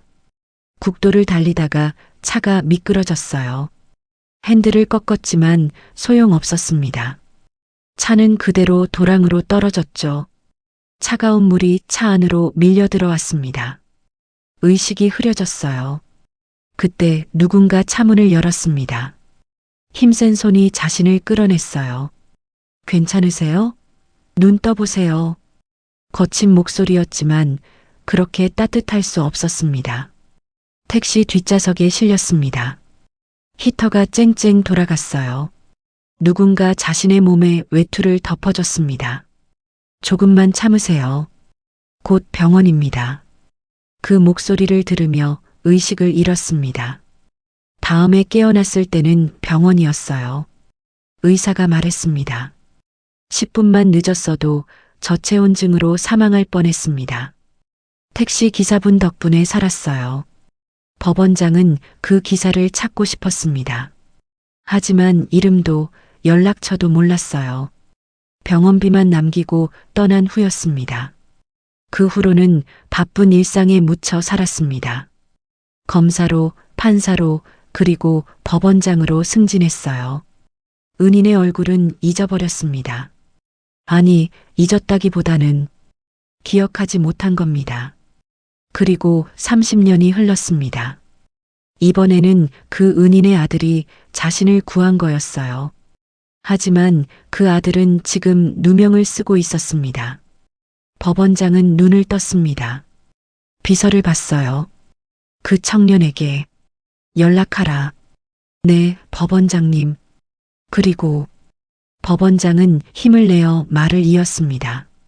그 아버지, 박철수 씨 사건 기록을 모두 가져와라. 재판 기록, 증거 자료, 모든 걸 다. 비서는 고개를 끄덕였습니다. 알겠습니다. 법원장은 다시 눈을 감았습니다. 하지만 이번에는 편안한 잠이었어요. 해야 할 일이 생겼으니까요. 그날 저녁 준호는 집에서 휴대폰을 보고 있었습니다. 또 새로운 기사가 떴어요. 폭설 사고 피해자, 고위 법조인으로 밝혀져. 신원은 여전히 비공개. 준호는 기사를 읽었습니다. 법조인이라고요? 그제야 여러 가지가 맞아떨어지기 시작했습니다. 병원의 삼엄한 경비, 비서들, 재판 일정 연기 소식. 혹시 저 사람이 판사? 준호는 고개를 저었습니다. 설마요. 그렇게 높은 사람을 자신이 구했다는 말인가요? 하지만 계속 생각이 났습니다. VIP 병동 앞의 경비들, 재판 일정 미룹시다라던 대화, 법조인이라는 기사.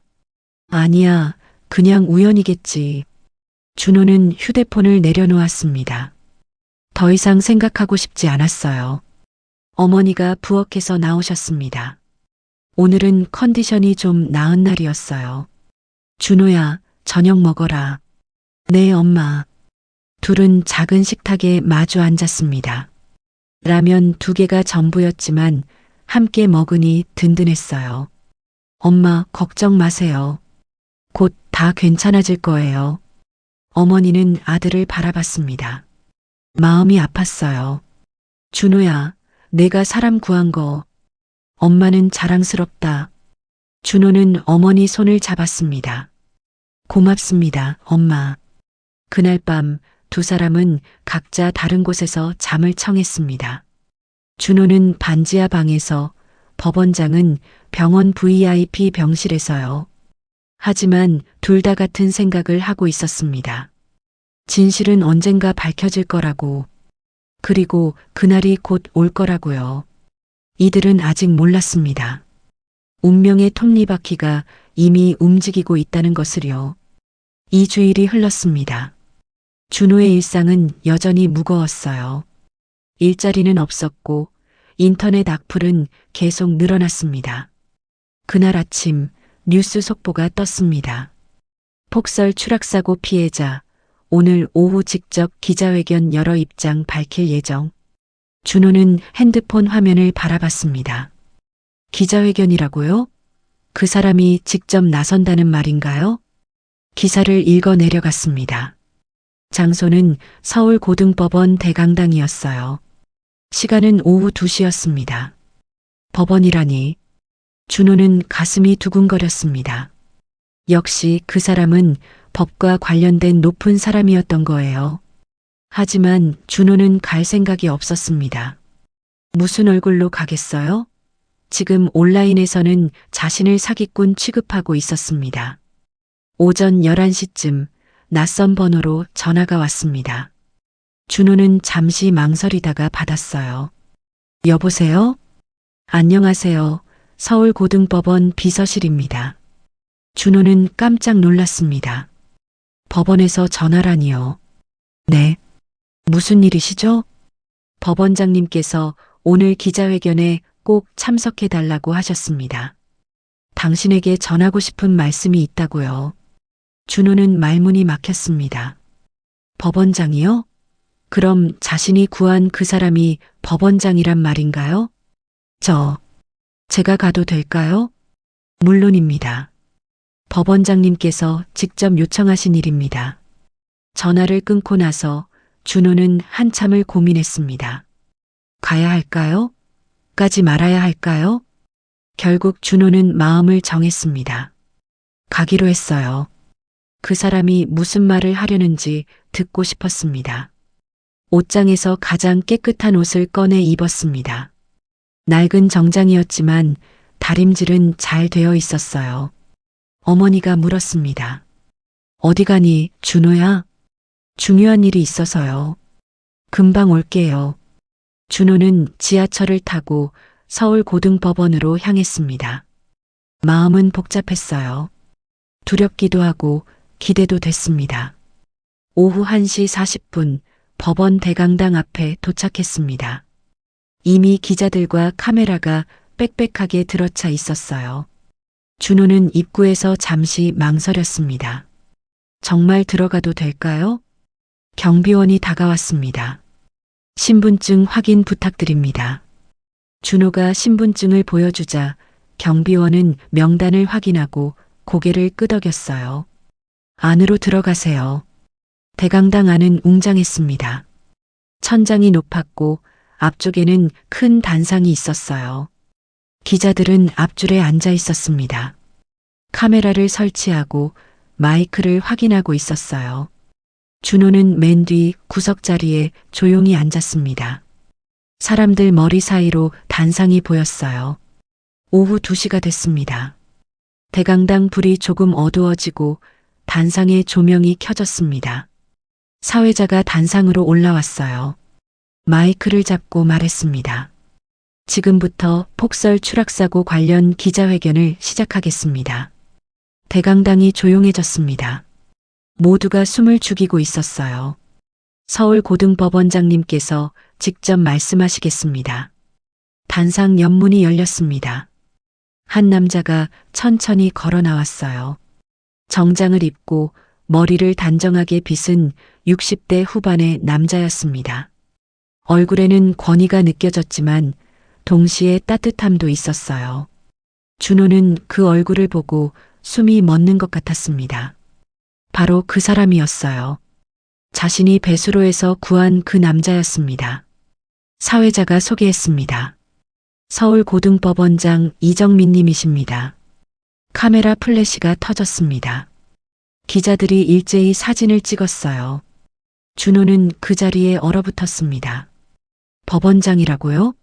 서울고등법원장을요? 자신이 구한 사람이 이렇게 높은 사람이었다니요. 믿을 수가 없었습니다. 법원장은 단상 앞에 섰습니다. 마이크를 잡고 천천히 입을 열었어요. 안녕하십니까? 서울고등법원장 이정민입니다. 목소리는 차분했지만 힘이 있었습니다. 오늘 이 자리는 며칠 전 제가 겪은 사고에 대해 말씀드리고자 마련했습니다. 법원장은 잠시 숨을 고르고 말을 이었습니다. 지난 11월 25일 새벽 저는 폭설 속에서 교통사고를 당했습니다. 차가 미끄러져 배수로로 떨어졌고 저는 그 자리에서 의식을 잃었습니다. 대강당은 조용했습니다. 모두가 집중하고 있었어요. 의사 선생님들 말씀으로는 심정지까지 왔었다고 합니다. 제가 지금 이렇게 여러분 앞에 서 있는 것은 기적입니다. 법원장의 목소리가 잠깐 떨렸습니다. 하지만 이 기적은 저절로 일어난 게 아닙니다. 한 청년이 만든 기적입니다. 스크린에 영상이 나타났습니다. 병원 주변 CCTV 영상이었어요. 영상 속에서 준호가 남자를 업고 배수로 경사면을 기어오르고 있었습니다. 눈보라가 치고 준호는 넘어지면서도 계속 올라갔어요. 인터넷에 떠돌던 왜곡된 영상과는 완전히 달랐습니다. 이것이 진실이었어요. 기자들이 웅성거렸습니다. 카메라가 더욱 바쁘게 움직였어요. 법원장이 말을 이었습니다. 이 청년은 위험을 무릅쓰고 저를 구했습니다. 차가운 물속으로 들어가 유리를 깨고 저를 끌어냈습니다. 그리고 직접 병원까지 데려다 줬습니다. 법원장은 잠시 말을 멈추고 물을 한 모금 마셨습니다. 하지만 제가 더 놀라운 사실을 알게 된 건 깨어난 후였습니다. 준호는 가슴이 두근거렸습니다. 무슨 말을 하려는 걸까요? 이 청년의 아버지는 30년 전 저를 구해준 택시 기사님이십니다. 대강당이 술렁였습니다. 기자들이 서로 쳐다보며 놀라워했어요. 법원장의 눈가가 붉어졌습니다. 30년 전 똑같이 눈 내리던 밤이었습니다. 젊은 검사였던 저는 출장길에 사고를 당했습니다. 차가 도랑에 빠졌고 저는 의식을 잃었죠. 법원장은 과거를 떠올리며 말했습니다. 그때 한 택시 기사님이 저를 구해주셨습니다. 차가운 물속에서 저를 끌어내고 자신의 택시로 병원까지 데려다 주셨어요. 그분이 아니었다면 저는 그날 죽었을 겁니다. 준호는 눈물이 났습니다. 아버지 이야기였어요. 아버지가 그렇게 사람을 구했던 거였습니다. 하지만 저는 그분의 이름도 얼굴도 제대로 기억하지 못했습니다. 바쁜 일상에 묻혀 은인을 찾지 못했습니다. 법원장의 목소리가 떨렸습니다. 그리고 이번에 그분의 아들이 다시 저를 구해준 겁니다. 한 가족이 2번이나 제 목숨을 살린 겁니다. 단상 위에 아버지의 오래된 사진이 나타났습니다. 젊은 시절 택시 앞에서 찍은 사진이었어요.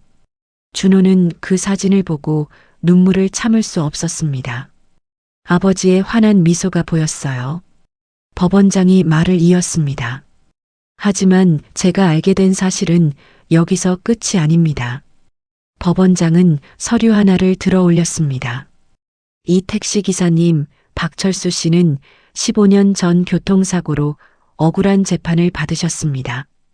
변호인도 제대로 없이 부실한 증거만으로 유죄 판결을 받으셨습니다. 기자들이 펜을 움직이기 시작했습니다. 그리고 그 판결 후 1년 만에 돌아가셨습니다. 억울함을 풀지 못한 채로요. 법원장의 목소리에 분노가 섞였습니다. 오늘 저는 이 자리에서 말씀드립니다. 저는 대법원에 박철수 씨 사건의 재심을 공식 요청했습니다. 대강당이 웅성거렸습니다. 재심이라고요? 그분은 저의 은인이십니다. 그리고 그분의 명예는 반드시 회복되어야 합니다. 법원장은 객석을 둘러봤습니다. 그리고 맨 뒤쪽 준호를 찾아냈어요. 그리고 그분의 아들 박준호 씨. 지금 이 자리에 와 계십니다. 모든 카메라가 준호를 향했습니다. 조명이 준호를 비췄어요. 준호는 어찌할 바를 몰랐습니다. 수백 개의 눈이 자신을 바라보고 있었어요. 법원장이 말했습니다. 준호 씨, 앞으로 나와주시겠습니까? 준호는 떨리는 다리로 일어났습니다. 복도를 걸어 단상으로 향했어요. 단상에 오르자 법원장이 준호를 마주봤습니다. 두 사람의 눈이 마주쳤어요. 법원장은 깊게 고개를 숙였습니다. 준호는 깜짝 놀랐어요. 고맙습니다. 두 번이나 제 목숨을 살려주셔서. 준호는 황급히 법원장을 부축했습니다. 고개 드세요. 당연한 일을 했을 뿐입니다. 둘은 악수를 나눴습니다. 카메라 플래시가 터지고 기자들이 사진을 찍었어요. 사회자가 보험사 관계자를 불렀습니다. 양복 입은 남자가 단상으로 올라왔어요. 저희 보험사는 사실관계에 오해가 있었음을 인정합니다. 박준호 씨께 진심으로 사과드립니다. 남자는 준호에게 사과문을 전달했습니다. 이어서 온라인 커뮤니티 운영자도 나와 말했습니다. 왜곡된 영상을 즉시 삭제하고 정정 공지를 올리겠습니다. 기자들이 질문을 쏟아냈습니다. 한 기자가 준호에게 마이크를 들이밀었어요. 지금 심경이 어떠십니까? 준호는 잠시 말을 멈췄습니다. 목이 메었어요. 그냥 아버지 이름이 다시 불린 것만으로도 감사합니다. 준호의 눈에서 눈물이 흘러내렸습니다. 법원장도 눈가를 훔쳤어요. 기자회견이 끝났습니다. 하지만 준호와 법원장은 한참을 단상에 서 있었어요. 법원장이 조용히 말했습니다. 준호 씨, 아버님 일 반드시 바로잡겠습니다. 고맙습니다. 둘은 다시 악수를 나눴습니다. 이번에는 더 오래, 더 단단하게요. 그날 저녁 뉴스는 이 이야기로 가득했습니다. 인터넷도 난리였어요. 법원장 구한 청년 알고 보니 은인의 아들 30년 만에 갚는 은의 억울한 재판, 드디어 재심. 댓글도 완전히 바뀌었습니다. 진짜 영웅이네요. 눈물 나요. 아버지도 자랑스러우시겠어요. 준호는 집으로 돌아왔습니다. 어머니가 TV를 보고 계셨어요. 뉴스에 준호가 나오고 있었습니다. 엄마. 어머니는 준호를 돌아봤습니다. 눈물을 흘리고 계셨어요. 준호야. 내 아버지가. 드디어. 준호는 어머니를 껴안았습니다. 둘은 한참을 울었어요. 그날 밤은 길었지만 따뜻했습니다. 오랜 어둠이 걷히고 빛이 들어오는 밤이었어요. 5개월이 흘렀습니다. 봄이 왔어요. 겨울의 차가운 바람은 사라지고 따뜻한 햇살이 세상을 비추고 있었습니다. 서울중앙지방법원 재심 법정이었습니다. 방청석에는 사람들이 가득 앉아 있었어요. 맨 앞줄에 어머니가 앉아 계셨습니다. 떨리는 손으로 의자 팔걸이를 붙잡고 계셨어요. 옆에는 준호가 양복을 입고 앉아 있었습니다. 준호는 어머니 손을 잡아드렸습니다. 어머니의 손은 차가웠어요. 엄마, 괜찮으세요? 응. 긴장돼서 그래. 어머니의 목소리는 떨렸습니다. 15년을 기다린 날이었어요. 아버지의 억울함을 풀 수 있는 날이었습니다. 판사가 입장했습니다. 모두가 일어났어요. 판사가 자리에 앉자 모두 다시 앉았습니다. 지금부터 피고인 고 박철수에 대한 재심을 시작하겠습니다. 판사의 목소리가 법정에 울렸습니다. 준호는 가슴이 두근거렸어요. 검사가 일어나 말했습니다. 재심에서 새롭게 제출된 증거들을 설명드리겠습니다. 스크린에 영상이 나타났습니다. 당시 사고 현장 근처 상점의 CCTV 영상이었어요. 15년 전에는 발견되지 않았던 영상이었습니다. 영상 속에서 보행자가 갑자기 도로로 뛰어드는 모습이 보였습니다. 택시는 급브레이크를 밟았지만 피하지 못했어요. 보시다시피 보행자가 갑자기 뛰어들었습니다. 피고인의 과실이 아니었습니다. 방청석에서 작은 탄성이 터져 나왔습니다. 어머니는 손으로 입을 막았어요. 검사가 말을 이었습니다. 또한 당시 보행자의 혈중 알코올 농도가 0.15%였다는 부검 기록도 새롭게 확인됐습니다. 만취 상태였습니다. 준호는 눈물이 났습니다. 아버지가 진실을 말했던 거였어요. 이어서 당시 목격자 진술도 제출됐습니다. 15년 전에는 제대로 조사되지 않았던 진술이었어요. 보행자가 횡단보도도 아닌 곳에서 갑자기 뛰어들었다는 목격자 진술이 3건 더 확보됐습니다. 변호인이 일어났습니다. 이번에는 법원장이 개인적으로 선임한 최고의 변호사였어요. 그리고 당시 보험사 직원의 진술도 있습니다. 한 중년 남자가 증인석에 섰습니다. 얼굴이 창백했어요. 당시 저는 보험사 직원이었습니다. 실적 압박이 심했고 택시기사에게 더 큰 책임을 물으라는 지시를 받았습니다. 남자의 목소리가 떨렸습니다. 죄송합니다.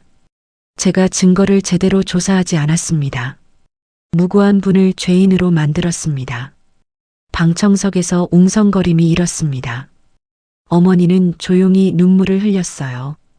판사는 서류들을 검토했습니다. 한참의 침묵이 흘렀어요. 드디어 판사가 입을 열었습니다. 이 법정은 새로운 증거들을 검토한 결과 다음과 같이 판결합니다. 모두가 숨을 죽였습니다. 피고인 고 박철수에 대한 이전 판결을 파기합니다. 그리고 무죄를 선고합니다. 망치가 내려쳤습니다. 톡하는 소리가 법정에 울렸어요. 그 순간 어머니는 소리 없이 울었습니다. 어깨가 떨렸어요.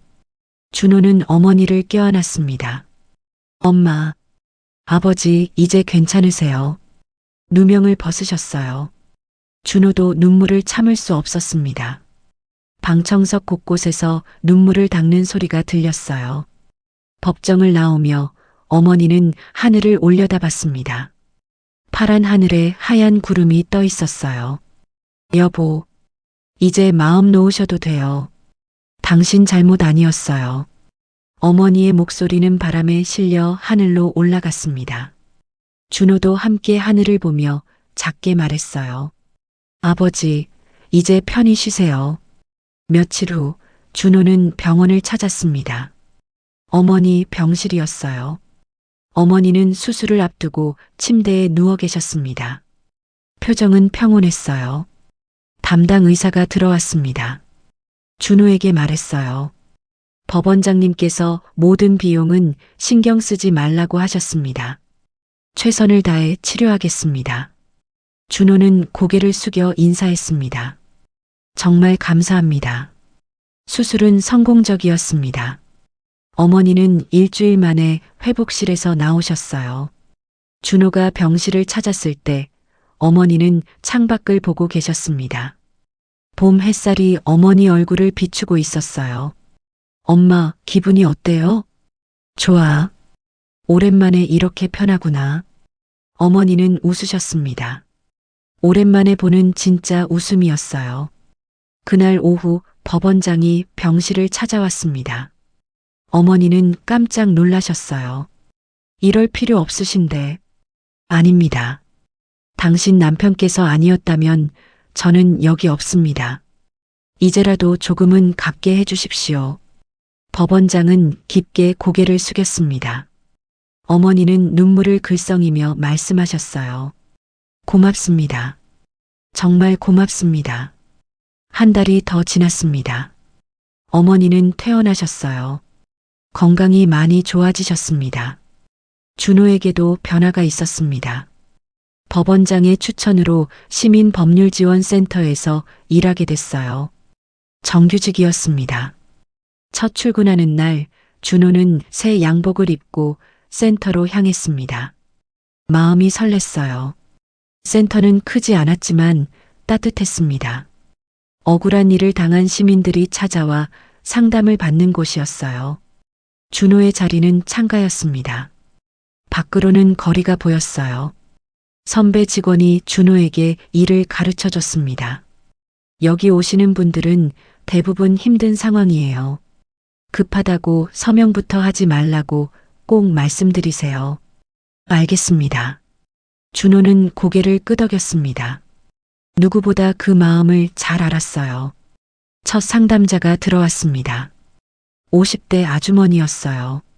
교통사고로 억울한 일을 당했다고 했습니다. 준호는 차분히 이야기를 들었습니다. 그리고 어떻게 해야 하는지 설명해 드렸어요. 급하게 서명하지 마세요. 일단 변호사와 상담부터 받으시고요. 아주머니는 안도의 한숨을 쉬었습니다. 고맙습니다. 어디 가서 물어볼 데가 없어서 막막했어요. 준호는 미소를 지었습니다. 이 일이 자신에게 맞는 것 같았어요. 1년이 흘렀습니다. 어느 겨울날이었습니다. 창밖으로 눈이 내리고 있었어요. 새로 들어온 인턴이 창밖을 보며 말했습니다. 와, 눈 정말 많이 오네요. 이런 날은 사고 많이 나겠어요. 준호는 창밖을 바라봤습니다. 하얀 눈송이들이 끝없이 떨어지고 있었어요. 그래도 누군가는 멈춰서 도와줄 거야. 네. 인턴이 준호를 돌아봤습니다. 준호는 여전히 창밖을 보며 말했어요. 세상에는 여전히 좋은 사람들이 있어. 그 사람들이 세상을 지키는 거지. 인턴은 준호의 표정을 보며 고개를 끄덕였습니다. 퇴근 후 준호는 집으로 향했습니다. 이제는 반지하가 아니었어요. 햇볕 잘 드는 2층 빌라였습니다. 어머니는 부엌에서 저녁을 준비하고 계셨어요. 건강해진 모습이었습니다. 엄마 다녀왔습니다. 어서 와. 손 씻고 밥 먹어라. 준호는 방으로 들어가 옷을 갈아입었습니다. 벽에는 액자가 하나 걸려 있었어요. 아버지 사진이었습니다. 젊은 시절 택시 앞에서 환하게 웃고 계신 모습이었어요. 사진 아래에는 재심 판결문 사본이 놓여 있었습니다. 깔끔하게 액자에 넣어뒀어요. 준호는 사진 앞에 섰습니다. 작게 말했어요. 아버지, 이제는 아버지 이름 부끄럽지 않게 살게요. 아버지가 가르쳐 주신 대로 살게요. 식탁에 앉아 어머니와 함께 저녁을 먹었습니다. 김치찌개에 밥 한 공기였지만 마음은 가득 차 있었어요. 준호야, 오늘 일은 어땠어? 좋았어요. 한 분 도와드렸는데 정말 고마워하시더라고요. 그래, 잘했네. 어머니는 준호를 보며 미소 지으셨습니다. 내 아버지가 참 좋아하시겠다. 너 같은 아들 둬서. 준호도 웃었습니다. 제가 더 감사하죠. 이런 부모님 만나서. 창밖으로는 여전히 눈이 내리고 있었습니다. 하지만 집안은 따뜻했어요. 그날 밤 준호는 일기를 썼습니다. 오늘도 누군가를 도왔습니다. 작은 도움이었지만 그분에게는 큰 힘이 됐을 거예요. 아버지, 제가 잘하고 있는 거 맞죠? 일기장을 덮고 준호는 침대에 누웠습니다. 창밖으로 보이는 눈을 바라봤어요. 1년 전만 해도 그 눈이 무서웠습니다. 추위가 무서웠고 사람들의 시선이 무서웠어요. 하지만 이제는 아니었습니다. 눈은 그저 아름다운 풍경일 뿐이었어요. 세상은 여전히 차가울 때가 많습니다. 하지만 그 속에서도 따뜻한 마음들이 있어요. 서로 돕고 서로 위로하며 살아가는 사람들이 있습니다. 준호는 그런 사람이 되고 싶었습니다. 아버지처럼 어려운 사람을 그냥 지나치지 않는 사람이요. 어쩌면 한 사람의 작은 선택이 누군가의 인생을 완전히 바꿀 수 있습니다. 준호가 그날 밤 배수로로 내려갔던 것처럼요. 그 선택이 결국 자신의 인생도, 어머니의 인생도, 그리고 아버지의 명예도 되찾아 준 것처럼요. 다음 날 아침 준호는 출근길에 버스 정류장을 지나쳤습니다. 한 할머니가 무거운 짐을 들고 계셨어요. 준호는 자연스럽게 다가가 물었습니다. 할머니, 도와드릴까요? 아이고, 고맙네. 준호는 할머니의 짐을 들어드렸습니다. 무거웠지만 마음은 가벼웠어요. 세상은 이렇게 작은 친절로 조금씩 따뜻해집니다. 겨울은 지나고 봄이 옵니다. 찬바람은 따뜻한 햇살로 바뀌고 얼어붙었던 땅에서 새싹이 돋아나죠. 인생도 그렇습니다. 아무리 추운 겨울이 와도 봄은 반드시 옵니다. 그러니 오늘 길에서 누군가 넘어지는 걸 보신다면 잠깐만 멈춰 서 주세요. 손을 내밀어 주세요. 그 한 번의 멈춤이, 그 한 번의 손길이 누군가의 인생을 살립니다. 준호와 아버지가 그랬던 것처럼요. 이 이야기가 여러분의 마음에 작은 씨앗이 되기를 바랍니다. 그래서 언젠가 여러분도 누군가에게 따뜻한 봄이 되어 주시기를 바랍니다. 오늘도 끝까지 함께 해주셔서 감사합니다. 지금 어디서 듣고 계신가요? 댓글로 이야기 나누어 주세요. 여러분의 마음에 늘 따뜻한 응원 전하겠습니다. 오늘 밤도 따뜻하게, 내일도 평안하게 보내세요. 언제나 결투의 사연 올 때였습니다.